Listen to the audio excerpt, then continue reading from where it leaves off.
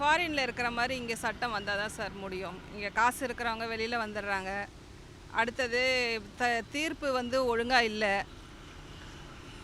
லேடிஸுக்கான விஷயம் இங்கே வந்து கடுமையான நடவடிக்கை எடுத்தால் தான் இதுக்கான தீர்வு கிடைக்கும். இது அவங்கவுங்களா மனசு வச்சு நடக்கிற விஷயம். முன்னால் பாலியல் கொடுமைன்றது எங்கேயோ ஒரு 1-2 கேஸ் தான் நடந்தது. இப்போ வந்து 2 வயசு குழந்தை, 4 வயசு குழந்தை, அந்த மாதிரி ஒரு விஷயம் நடக்கிறது ரொம்ப கொடுமையாக இருக்குது. இதுக்கு தண்டனைகள் வந்து கடுமையான முறையில் இருந்தால் தான் தவறுகள் இல்லாமல் பார்த்துக்கலாம். அதுக்கு இந்த அரசாங்கம் தான் நடவடிக்கை எடுக்கணும்.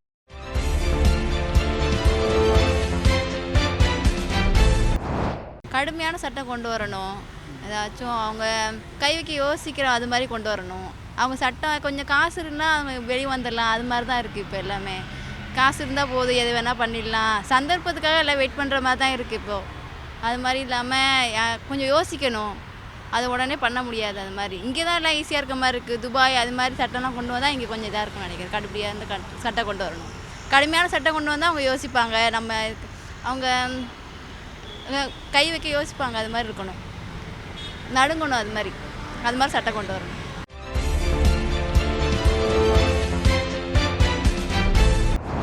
தனசேகரன் வாணிமடியிலேருந்து வரேன். ட்ரெஸ்ஸிங் சென்ஸ் வந்து சரியில்லைங்க. இன்றைக்கி உடை வந்து உடுத்துறது வந்து சரியாக நம்ம போடுறதில்ல. அதான் அந்த சட்டங்கள் வந்து சரியில்லை. இன்றைக்கி தண்டனை வந்து சரியாக கொடுக்கறதில்ல. ஒன்று உடனே தீர்ப்பு இன்றைக்கி நிறையா கேஸ் பெண்டிங்லேயே தான் இருக்குது. டக்குன்னு முடிவு கொடுக்கறதில்ல. கடுமையான தண்டனை, மரண தண்டனை வரையும் கொடுக்கணும். அப்போ தான் மித்தவங்களுக்கு பயம் வரும், பண்ண தோணாது யாரும்.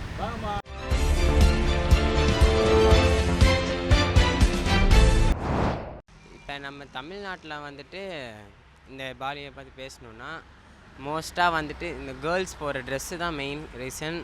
அதுக்கப்புறம் பாய்ஸ் யூஸ் பண்ணுற கஞ்சா, அதுக்கப்புறம் அவங்க யூஸ் பண்ணுற இந்த பூலிப்பு, அதுக்கப்புறம் வந்துட்டு மோஸ்ட்டாக இந்த ஒயின் யூஸ் பண்ணுறவங்க வந்துட்டு அவங்க பிரெயினோட சென்சிட்டிவை இழந்துட்டு பொண்ணுங்களை பார்த்தோன்னே அந்த மாதிரி பண்ணணும், அந்த மாதிரி இது பண்ணணுன்னு பழகிட்டு, அதனால தான் மெயின் ரீசன். அதுக்கப்புறம் பார்த்திங்கன்னா மெயினாக வந்துட்டு இந்த ஃபோனில் தப்பான வீடியோ பார்த்துட்டு அதுக்கப்புறம் சரி நம்மளும் அந்த மாதிரி பண்ணி பார்க்கலாம், அதெல்லாம் பண்ணுறனால தான் வந்துட்டு இப்போ வந்துட்டு அது மெயினாக இந்த டீனேஜ் பசங்க தான் அதில் ரொம்ப இன்வால்வ் ஆகுறாங்க. இன்வால்வ் ஆகி அந்த மாதிரி பண்ணுறனால தான் இது நிறைய பாலினம் வந்து நடக்குது. இதை தடுக்கணுன்னா முதல்ல கவர்மெண்ட் வந்துட்டு இந்த மாதிரி தப்பான பொருள்லாம் விற்கிறதுக்கு அலோவ் பண்ணக்கூடாது. அதுக்கப்புறம் வந்துட்டு உமன்ஸ்க்கு வந்து சேஃப்டி கொடுக்கணும். அதுக்கப்புறம் வந்துட்டு உமன்ஸ் வந்து மெயினாக பெண்கள் வந்து ட்ரெஸ்ஸை ப்ராப்பராக போடணும். ஏன்னா அவங்க போகிற ட்ரெஸ்ஸில் தான் ஆம்பளைங்க வந்துட்டு அவங்க இப்போ தப்பான ஒரு ட்ரெஸ்ஸை போட்டால் ஆம்பளைங்க வந்து தப்பாக தான் பார்ப்பாங்க. ஏன்னா அதுதான் நம்ம நாட்டு. நம்ம வந்துட்டு என்ன பண்ணணுன்னா கேர்ள்ஸை பொறுத்தவரையும் ட்ரெஸ்ஸு ப்ராப்பராக போடணும். அதுக்கப்புறம் பாய்ஸை பொறுத்தவரையும் இந்த தப்பான பொருள் யூஸ் பண்ணக்கூடாது. அதுக்கப்புறம் ஃபோனில் தப்பாக பார்க்கக்கூடாது. இந்த மாதிரிலாம் பண்ணால் நம்ம வந்து பாலியம் தடுக்கலாம். இப்போ இருக்க அரசியல் வந்துட்டு இந்த பெண்களுக்கு பாதுகாப்பாக, அதுக்கப்புறம் வந்துட்டு ஆண்களுக்கு இந்த தப்பான பொருள்லாம் கடையில் விற்காத மாதிரி பார்த்துக்கிறதுக்கு, அதுக்கப்புறம் இந்த டீனேஜ் பசங்க வந்து ஃபோனில் தப்பாக பார்க்கக்கூடாது, அதுக்கேற்ற மாதிரி நமக்கு இது பண்ணணும். அரசியல் அந்த மாதிரி பண்ணணும்.